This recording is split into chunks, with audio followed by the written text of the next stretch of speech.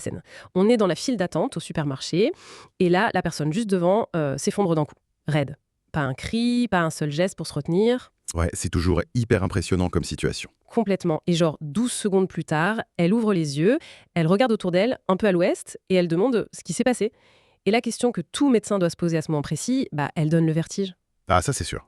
Est-ce que le cerveau de cette personne vient de lui sauver la vie en la forçant à s'allonger, ou bien est-ce que son cœur est, tu vois, une sorte de bombe à retardement sur le point d'exploser? En fait, c'est tout l'enjeu du mystère des pertes de connaissances brèves. Face à quelqu'un qui tombe comme ça, médicalement parlant, on fait face à ce qu'on appelle un entonnoir diagnostique. Un entonnoir? Ouais, le point de départ est extrêmement large. Un malaise, ça peut vraiment être n'importe quoi. Et tout le travail de l'enquête médicale, ça va être de resserrer cet entonnoir de façon super implacable. D'accord, pour faire le tri, quoi. Exactement. Le but, c'est d'écarter le petit incident bénin et d'isoler l'urgence vitale absolue. Et justement, le but de notre analyse approfondie d'aujourd'hui, en fouillant dans nos sources, c'est pas juste de lister des maladies de façon scolaire, c'est vraiment de comprendre comment le cerveau et le cœur se parlent. Et la bonne nouvelle, pour ceux qui nous écoutent, c'est qu'il n'y a pas du tout besoin d'un diplôme de médecine pour suivre cette mécanique. Absolument pas, non.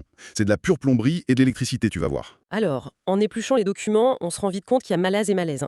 La base de toute cette enquête, ça repose sur une distinction hyper nette entre ce qu'on appelle la lipothymie et la véritable syncope. Ouais, la syncope, c'est très strict médicalement. Ça répond à un triptyque précis.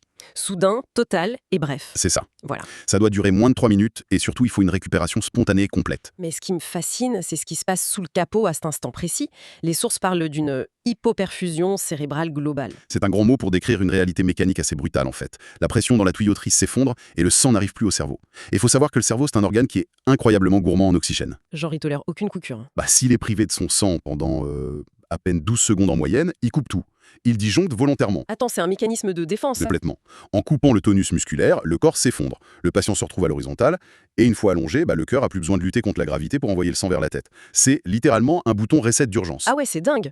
Donc, la lipothymie, si on file la métaphore, c'est comme une maison où il y a une grosse baisse de tension. Les lumières vacillent, le frigo fait un drôle de bruit. C'est exactement ça. Et la personne ressent des signes annonciateurs, les fameux prodromes, mais la lumière s'éteint pas complètement. Alors que la syncope, c'est quelqu'un qui arrache la prise du courant. Mais du coup, à quel moment on doit paniquer si la personne reste par terre? Prolongé, et c'est vraiment mauvais signe. D'accord. Et puis il y a la qualité du réveil. Si le système redémarre pas proprement, si la personne reste complètement dans le brouillard, confuse, ou pire, se réveille pas, on n'est plus du tout dans une syncope. On entre sur le territoire du coma ou du trouble neurograve. Ce qui nous amène direct à un duel fascinant dans ces textes, parce que s'effondrer d'un coup, on me l'a vu, c'est un problème d'alimentation sanguine. Mais ça peut aussi être un problème électrique au niveau du cerveau lui-même, non? Ouais, on a vraiment deux grands mécanismes rivaux ici. Soit c'est la défaillance d'alimentation, donc la syncope pure causée par le cœur ou les vaisseaux, soit c'est une décharge neuronale hypersynchrone. C'est-à-dire? Ça veut dire que le sang arrive très bien, mais une énorme tempête électrique éclate directement dans le cortex cérébral. C'est le court-circuit interne.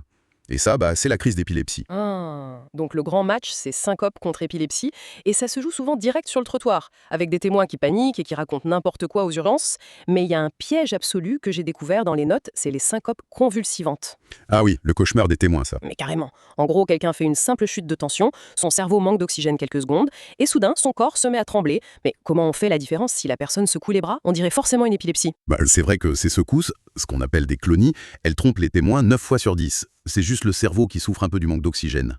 Mais la vraie crise d'épilepsie, elle dure beaucoup plus longtemps. La personne devient souvent bleue, ce qu'on appelle la cyanose, et elle peut se mordre le bord de la langue. Ah oui, les fameux signes classiques. Voilà. Mais le vrai juge de paix, l'astuce ultime, c'est la troisième phase, le réveil. Même s'il y a eu des tremblements pendant la syncope, une fois le cerveau rebranché, la reprise de conscience est hyper claire et immédiate sur les lieux. La personne demande juste ce qui s'est passé et elle est lucide. Exactement. Alors que dans l'épilepsie, le cerveau vient de subir un véritable ouragan. Il est vidé. Il y a une phase post-critique longue, le patient est confus, limite comateux. En gros, la règle d'or, c'est réveil clair sur le trottoir, c'est une syncope. Réveil dans le camion du SAMU, c'est une épilepsie. Ok, c'est super clair.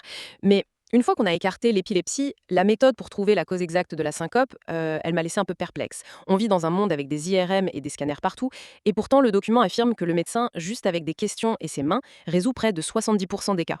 C'est fou, hein? La médecine clinique traditionnelle est d'une puissance redoutable. T'as vraiment pas besoin de scanner en urgence. Le diagnostic, il repose sur 4 trucs super simples. Et le plus lourd, c'est l'interrogatoire, c'est ça? Ouais, un interrogatoire de police, limite. On demande tout.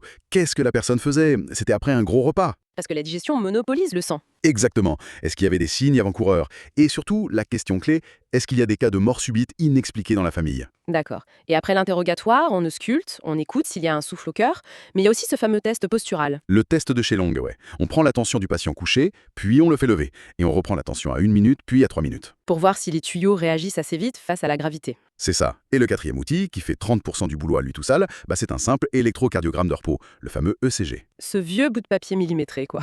Ouais, ce petit tracé de quelques minutes, c'est vraiment l'élément central pour sécuriser le patient. Bon, parlons de cette sécurisation. Avant de chercher des causes pas graves, faut repérer les drapeaux rouges. Des signes qui hurlent que la vie de la personne est menacée. Il y en a des évidents, genre s'évanouir en ayant du mal à respirer. Ok. Mais il y en a un qui me fascine, c'est la syncope en position couchée. C'est hyper contre-intuitif. On tombe dans les pommes quand on est debout, pas quand on dort. C'est justement pour ça que c'est une urgence absolue. Quand t'es debout, la gravité, c'est l'ennemi de ton cœur. S'il y a une petite défaillance, la gravité gagne, le sang descend, tu tombes. Logique. Mais quand t'es allongé bien à plat, la gravité n'exerce plus aucune résistance sur l'axe entre ton cœur et ton cerveau. Donc si même dans ces conditions parfaites, le sang n'arrive plus au cerveau, ça veut dire que la pompe cardiaque elle-même est morte. Elle crée plus aucune pression. Ah ouais, vu comme ça fait froid dans le dos. Et sur le CG, les drapeaux rouges, c'est du jargon super dense. On parle de bradycardie sévère à moins de 40 battements par minute. Ça, je visualise. Le cœur rame. Mais après, on a le bloc auriculo-ventriculaire, l'allongement du QT, les QRS larges. Concrètement, qu'est-ce qui casse dans le moteur, là? Ok, imaginons que le cœur soit une maison à 2 étages. T'as les oreillettes en haut, les ventricules en bas. Pour que ça pompe bien, l'ordre électrique part du toit et descend par un gros câble vers le bas. D'accord, l'électricité descend. Un bloc auriculo-ventriculaire, un BAV, c'est ce câble qui est sectionné. L'étage du haut bat normalement, mais l'ordre arrive plus au rez-de-chaussée. Donc le bas pompe n'importe comment ou s'arrête carrément. C'est le fil électrique coupé. Et pour les QRS larges et le QT long. L'onde de QRS sur le papier, c'est le moment où les gros muscles du bas se contractent pour éjecter le sang. Si cette onde est tracée très large, ça veut dire que l'électricité met beaucoup trop de temps à traverser la paroi musculaire. La pompe est grippée, la contraction est inefficace. Ok. Et le QT? Le QT, c'est le temps de recharge. Après chaque battement, l'électronique du cœur doit se réinitialiser. Si ce temps de recharge s'allonge trop, le système devient super instable. Le moindre petit battement parasite pendant cette longue pause, et bam, ça déclenche une tempête mortelle. Et le verdict des sources est catégorique. Un seul drapeau rouge, et c'est l'hôpital direct ou l'avis cardio dans la journée. Mais bon, rassurons-nous, la plupart du temps, c'est bénin. Les coupables, c'est l'émotion et la gravité. L'exemple type dans le texte, c'est l'étudiante de 18 ans, à jeun, dans une salle surchauffée, qui voit flou et s'écroule.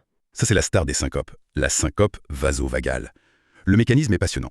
Quand il fait chaud, tes vaisseaux se dilatent pour évacuer la chaleur, et le sang s'accumule dans tes jambes.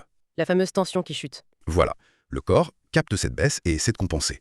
Sauf que chez certains, le centre de commande, avec le nerf vague, panique complètement face à la chaleur ou à une grosse émotion, genre la vue du sang. Et il surréagit. Il freine brutalement le cœur au lieu de l'accélérer, c'est l'hyperactivité vagale. Et en même temps, les vaisseaux s'ouvrent en grand, c'est l'inhibition sympathique. La tuyauterie s'élargit d'un coup, la pression s'évapore, et rideau. Mais il y a des déclencheurs qui font presque sourire. Les syncopes situationnelles. Des gens s'évanouissent en toussant super fort, l'ictus laryngé, ou alors le petit monsieur âgé qui se lève la nuit pour faire pipi et qui tombe dans les toilettes. Comment on en arrive là? C'est purement une histoire de pression mécanique. Quand tu tousses à t'en décrocher les poumons, ou quand tu pousses fort aux toilettes, tu augmentes massivement la pression dans ton thorax. Et ça écrase les tuyaux. Littéralement, les grosses veines sont écrasées, le sang ne peut plus retourner au cœur, le cœur se met à battre à vide, le nerf vague détecte ce chaos total et paf, il déclenche l'arrêt d'urgence. C'est pour ça que le traitement ici, c'est pas des médicaments, c'est juste de l'éducation. Sentir le vertige arriver et s'allonger tout de suite, les jambes en l'air. D'accord. Il y a aussi le piège gravitationnel, l'hypotension orthostatique. La personne se lève de sa chaise et la tuyauterie se resserre pas assez vite. La tension systolique chute de 20 mm de mercure, le sang reste dans les chaussettes. Surtout chez les personnes âgées, oui. Et très souvent, le vrai coupable, c'est les médicaments qu'ils prennent. Les diurétiques, les traitements pour la tension. L'action numéro 1 du médecin, c'est de faire le tri dans l'ordonnance et de virer ses bloqueurs. Bon, là, on était sur la plomberie paresseuse. Mais l'ambiance change quand on aborde le risque vital pur, les syncopes cardiaques. Il y a 2 cas cliniques glaçants. D'abord, Micheline, 78 ans. Elle fait une syncope à l'emporte-pièce. Pas un vertige, pas une goutte de sueur. Elle part la table et bam, elle tombe. Son ECG a montré que le nœud sinusal, le pacemaker naturel du cœur, c'est juste arrêté. C'est la panne électrique pure. L'absence totale de signes avant-coureurs, ce silence radio avant la chute, c'est terrifiant mais très caractéristique. Et puis il y a Sofiane, 37 ans, cariste. Il fait un gros effort physique et il s'effondre. À l'auscultation, gros souffle au cœur.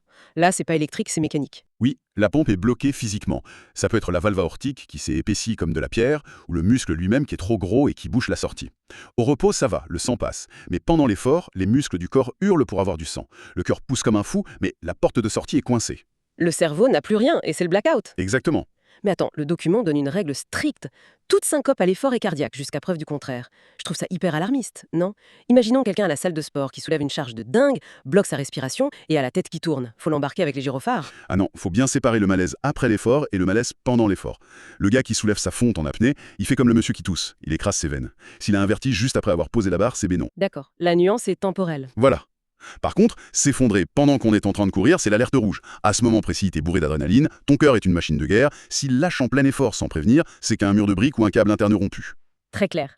Il y a aussi une partie sur les faux semblants, les tricheurs, quoi, l'hypoglycémie par exemple. Le premier truc qu'on dit quand quelqu'un tombe, c'est donnez-lui du sucre. Mais nos sources cassent ce mythe direct. Le cerveau manque très rarement de sucre d'une seconde à l'autre sans prévenir. T'as plein d'alarmes avant des grosses sueurs, des tremblements, une faim douloureuse. S'il n'y a pas ces signes avant la perte de connaissance brutale, c'est pas le sucre.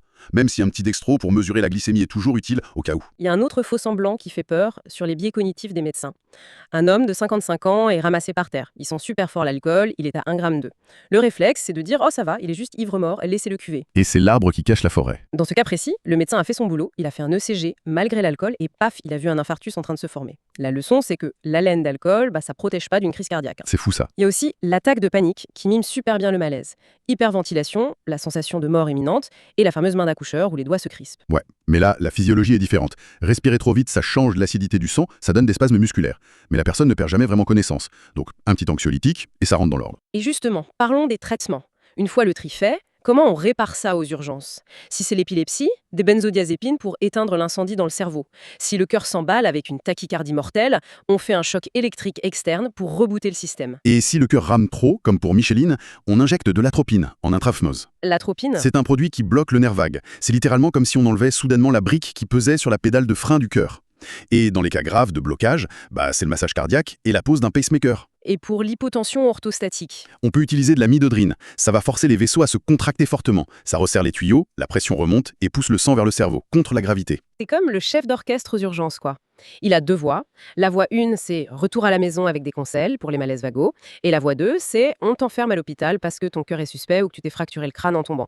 Mais il y a un angle mort dans le document. Les fameux cas inexpliqués. Voilà. Le mec a passé tous les tests, tout est normal, mais il tombe quand même. On fait quoi de cette zone grise I? On passe en seconde intention, on sort les radars lourds. S'il y a un petit doute cardiaque, hop, échographie systématique après 45 ans pour voir la mécanique. Mais la vraie traque, c'est l'électricité invisible. On va mettre un holter de 24 heures. Et pour les cas super rares où le bug n'arrive qu'une fois tous les 6 mois, Le fameux Holter implantable sous la peau. C'est de la science-fiction. On t'insère une petite clé USB sous la clavicule qui enregistre chaque battement pendant 1 an et demi. c'est un mouchard cardiaque, ouais. Il attend patiemment que l'erreur système se produise. Et sinon, pour les syncopes inexpliquées à répétition, on a le tilt test. Attends, c'est le truc où on t'attache sur une table inclinée? Exactement. À 70 degrés, les pieds dans le vide, pendant 30 minutes. Hmm. On recrée le piège gravitationnel en labo pour forcer le nerf vague à craquer et observer le malaise en direct sous surveillance. C'est incroyable. Et la phrase de fin du document résonne comme un mantra. Ne jamais banaliser une syncope inexpliquée chez un patient à risque cardiovasculaire. L'ECG est votre meilleur bouclier. Ce bout de papier peut sauver une vie. C'est la synthèse parfaite, ouais. Le papier qui empêche la mort subite. Eh bien, merci pour cette dissection fascinante de la mécanique humaine. Et ça m'amène à une toute dernière réflexion pour conclure. On vient de parler du mouchard sous la peau pour Micheline. Mais aujourd'hui, on a quasiment tous une montre connectée au poignet, capable de faire un ECG basique. Est-ce que demain, ces petits gadgets grand public deviendront pas le holter ultime? Ah, la question est posée. Imaginons, la montre détecte le câble coupé dans le cœur et alerte direct les secours avec le GPS avant même que le cerveau ne disjoncte et que la personne ne s'étale sur le carrelage. Le bouclier de papier peut être déjà en train de devenir un bouclier de silicium. On laisse ceux qui nous écoutent y réfléchir. À très